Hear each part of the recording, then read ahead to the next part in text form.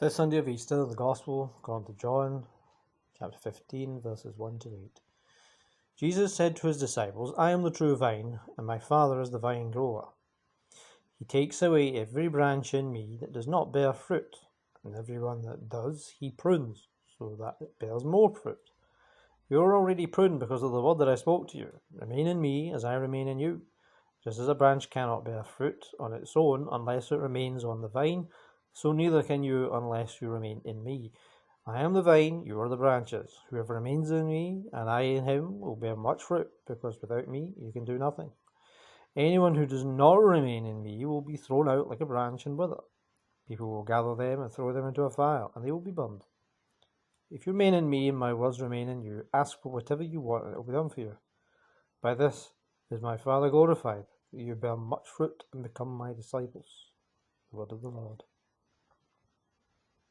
The use of reflection.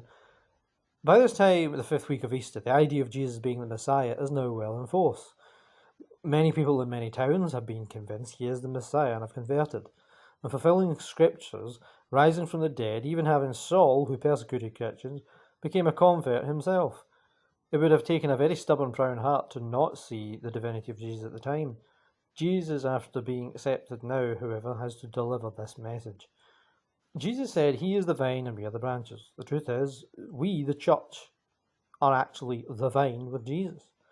But sprouts from the vine and thus appear like branches, like live branches, but well connected to the vine itself. So for the fruitful, it is a wonderful reminder how we are at one with the Lord. But those who are leaving or have turned their back on God already, it is a stark warning. If we end up separating from the vine, Jesus, the church, the truth, the way, the life, the lot, then we make ourselves dead branches.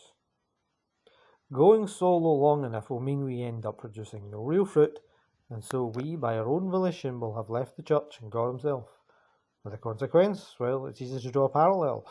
The vine needs tidied up by a pruning, meaning the fruitless branches will be cut and be thrown into the fire.